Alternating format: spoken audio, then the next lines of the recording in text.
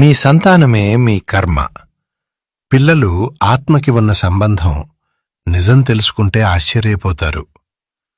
కర్మ సిద్ధాంతం అనేది కేవలం ఒక నమ్మకం కాదు, అది విశ్వం నడిచే ఒక గణిత శాస్త్రం.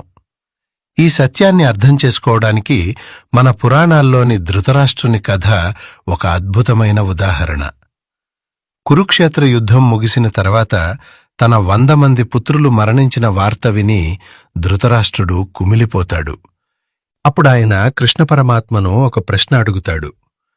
కృష్ణ, నేను ఈ జన్మలో ఏ పాపం చేయలేదు, ఒక రాజుగా ఎంతోమందికి సహాయం చేశాను. మరి నా 100 మంది పుత్రులు నా కళ్ల ముందే మరణించేంతటి ఘోరమైన శిక్ష నాకు ఎందుకు పడింది అని. దానికి సమాధానంగా శ్రీకృష్ణుడు చెప్పిన ఆ భయంకరమైన కర్మరహస్యం ఏమిటి? ధృతరాష్ట్రుడు 50 జన్మల క్రితం చేసిన ఆ తప్పేంటి? మన సంతానానికి మన గత జన్మల కర్మలకు ఉన్న ఆ నిగూఢమైన సంబంధం ఏమిటి అనే విషయాలను ఈ వీడియోలో మనం అత్యంత వివరంగా తెలుసుకుందాం. 50 జన్మల క్రితం ధృతరాష్ట్రుడు ఒక వేటగాడు. ఒకసారి వేటకు వెళ్ళినప్పుడు ఒక చెట్టుపై ఉన్న పక్షి గూటిని చూసి అందులోని 100 పక్షి పిల్లల కళ్ళు పొడిచి వాటిని చంపేస్తాడు. ఆ పక్షి తల్లి పడ్డ ఆవేదన, ఆ పక్షి పిల్లల ప్రాణ సంకటం ఇప్పుడు 100 మంది కౌరవుల రూపంలో ధృతరాష్ట్రుడికి ఎదురయ్యింది. ధృతరాష్ట్రుడు అడుగుతాడు, మరి ఆ శిక్ష ఇన్ని జన్మల తర్వాత ఎందుకు వచ్చింది అని. దానికి సమాధానంగా కృష్ణుడు, ఏదైనా ఒక కర్మ ఫలించాలంటే దానికి తగిన సమయం, సందర్భం రావాలి. 100 మంది పుత్రులు నీకు పుట్టాలన్నా వారందర్నీ నువ్వు కోల్పోయేంతటి పుణ్యం నీ ఖాతాలో ఉండాలి. ఆ పుణ్యం కూడబెట్టుకోవటానికి నీకు 50 జన్మలు పట్టింది. పుణ్యం అయిపోగానే పాత పాపం పడగ విప్పింది అని చెబుతాడు. అంటే దీన్ని బట్టి మనకు అర్థమయ్యేదేమిటంటే, మనం చేసే ప్రతి చిన్న పని ఒక విత్తనం లాంటిది. అది ఎప్పుడు మొలకెత్తుతుందో ఎవరూ చెప్పలేరు, కానీ అది ఖచ్చితంగా ఫలితాన్నిస్తుంది. అంతేకాకుండా సంతాన రూపంలో మన జీవితంలోకి వచ్చే కర్మను ప్రారబ్ధ కర్మ అంటాము. అంటే దీన్ని అనుభవించక తప్పదు. గాంధారీ జీవితం కూడా ఇందుకు మినహాయింపు కాదు. 100 మంది బిడ్డలున్నా ఒక్కడూ ఆమె మాట వినలేదంటే దానికి కారణం గత జన్మలో ఆమె పక్షుల గుడ్లను పగలగొట్టడమే.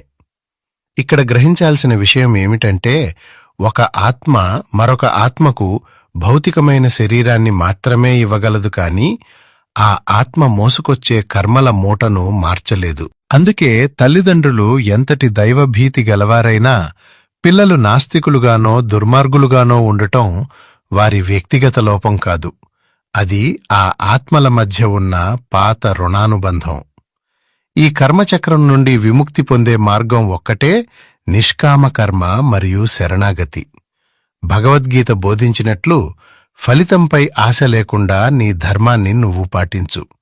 నీ బిడ్డ నిన్ను వేధిస్తున్నాడా? అయితే దాన్ని ప్రాయశ్చిత్తంగా భావించి తిరుగుబాటు చేయకుండా ప్రేమను పంచండి. మీరు ఎంతగా ప్రేమిస్తారో ఆ ఆత్మలోని పాత శత్రుత్వం అంత త్వరగా కరిగిపోతుంది. మీరు కూడా తిరిగి క్రోధాన్ని చూపిస్తే ఆ కర్మబంధం మరింత బిగుసుకుపోయి మరో జన్మకు దారితీస్తుంది. నేడు సమాజంలో చూస్తున్న వృద్ధాశ్రమాలు కూడా ఈ కర్మచట్రంలో భాగమే. తండ్రి తన తండ్రిని గౌరవించని దృశ్యం పిల్లల మనసులో ఒక సంస్కారంగా ముద్రపడిపోతుంది. ఆశ్చర్యకరమైన విషయం ఏంటంటే, ఈరోజు తండ్రికి అన్యాయం చేస్తున్న కొడుకే రేపు తర్వాతి జన్మలో అదే తండ్రికి తండ్రిగా పుట్టి అవే కష్టాలను అనుభవిస్తాడు. ఈ ఆత్మల అదృశ్య ప్రయాణం ఎంత చిత్రమైనదంటే, నేడు నీకు బద్ధశత్రువుగా ఉన్నవాడే రేపు నీకు అత్యంత ఇష్టమైన మనవడిగా పుట్టి నీ ఒడిలో చేరవచ్చు. అందుకే ఏ జీవిని ద్వేషించకండి. సంతానం అనేది మన కర్మలను శుద్ధి చేసుకోవడానికి ప్రకృతి ఇచ్చిన ఒక క్లీనింగ్ ప్రాసెస్. పిల్లలు సరిగ్గా లేరని కుమిలిపోయే బదులు, నాలో ఏ మార్పు రావాలో దేవుడు వీరి ద్వారా చూపిస్తున్నాడు అని ఆలోచించండి. మీ సంస్కారాలు మారితే మీ చుట్టూ ఉన్న వ్యక్తుల ప్రవర్తనలోనూ మార్పు మొదలవుతుంది. మన జీవితమనే నాటకంలో ప్రతి పాత్ర వెనుక ఒక పెద్ద చరిత్ర ఉంటుంది. పుట్టే ప్రతి బిడ్డ ఒక అప్పు తీర్చుకోవడానికో లేదా అప్పు వసూలు చేసుకోవడానికో వస్తాడు. అందుకే దీన్ని రుణానుబంధం అంటారు. రుణం లేనిదే ఏ జీవి మరో జీవి దరిచేరదు. కొందరు పిల్లలు పుట్టగానే ఇల్లు ఐశ్వర్యంతో దులుతూగుతుంది. మరికొందరు పుట్టిన నాటి నుండి కష్టాలు మొదలవుతాయి. ఇది విధిరాత కాదు, మనమే రాసుకున్న కర్మపత్రం. మనం ఒకరికి తెలియకుండా చేసిన సాయం కూడా వచ్చే జన్మలో అద్భుతమైన సంతానంగా మారి మనల్ని కంటికి రెప్పలా కాపాడుతుంది. తల్లిదండ్రులు చేసే పాపపు పనులు మాత్రమే కాదు, వారి ఆలోచనా విధానం కూడా పిల్లలపై ప్రభావం చూపుతుంది. అందుకే గర్భ సంస్కారం అంత ముఖ్యం. మీ ఇంట్లో అసూయ, ద్వేషం ఉంటే అటువంటి వాతావరణానికి సరిపోయే ఆత్మలే ఆకర్షితమవుతాయి. ఈ ప్రపంచం ఒక అద్దం లాంటిది.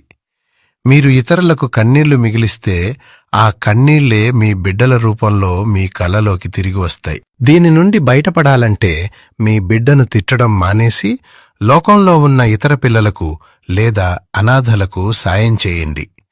మీరు ఒక ఆత్మకు ఇచ్చే శాంతి మీ బిడ్డలోని అశాంతిని తగ్గిస్తుంది. బంధాలు శాశ్వతం కాదు, కాని ఆ బంధాల ద్వారా నేర్చుకునే పాఠం శాశ్వతం. మీ కర్మలే మీ పిల్లలు, మీ పిల్లలే మీ కర్మల ప్రతిరూపాలు. ఈ సత్యాన్ని గ్రహించి సత్కర్మలు చేయడం ప్రారంభిస్తే మీ రాబోయే తరాలకు ఒక అద్భుతమైన పునాది వేసిన వారవుతారు. చివరగా ఒక్క మాట. మీ సంతానం మిమ్మల్ని కష్టపెడుతున్నా, సుఖపెడుతున్నా అది భగవంతుడి నిర్ణయం కాదు, మీ ఆత్మ ప్రయాణంలో మీరు సంపాదించుకున్న ఫలితం.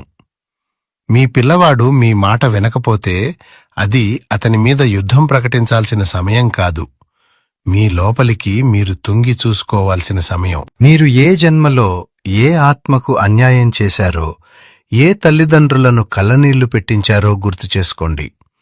ఆ కర్మను ఈ జన్మలో మీ బిడ్డ రూపంలో ఎదుర్కోవాల్సి వస్తోంది. కానీ గుర్తుంచుకోండి, కర్మ సిద్ధాంతం కేవలం శిక్ష మాత్రమే కాదు, అది మిమ్మల్ని మీరు మార్చుకోవడానికి దేవుడిచ్చిన ఒక గొప్ప అవకాశం. ఈ క్షణం నుండి మీ కర్మలను మార్చుకోండి.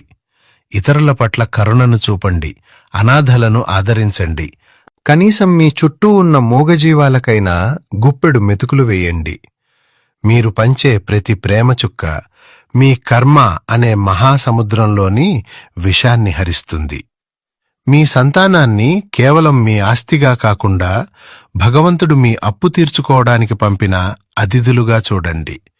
అప్పుడు మీలో కోపం పోయి జాలి కలుగుతుంది, ద్వేషం పోయి ధర్మం నిలుస్తుంది. గుర్తుంచుకోండి, ఈరోజు మీరు వేసే విత్తనమే రేపు మీ వంశవృక్షానికి ఫలం. మీ కర్మ పవిత్రమైతే మీ సంతానం ఖచ్చితంగా మీ జీవితానికి వరమవుతుంది. ఈ సత్యాన్ని గ్రహించి మీ జీవితాన్ని ఒక తపస్సులా మార్చుకోండి. అప్పుడే ఈ ఆత్మల ప్రయాణం సుఖమయమవుతుంది, మోక్షానికి దారి దొరుకుతుంది. ఈ సమాచారం మీకు నచ్చినట్లయితే వీడియోని లైక్ చేయండి. మీ జీవితంలో కూడా మీ పిల్లల వల్ల లేదా బంధాల వల్ల ఇలాంటి కర్మానుభవాలు ఎదురయ్యాయా? అయితే కామెంట్ సెక్షన్లో మాతో పంచుకోండి. ఇలాంటి మరిన్ని ఆధ్యాత్మిక రహస్యాల కోసం మా ఛానల్ని సబ్స్క్రైబ్ చేసుకోండి. ధన్యవాదాలు.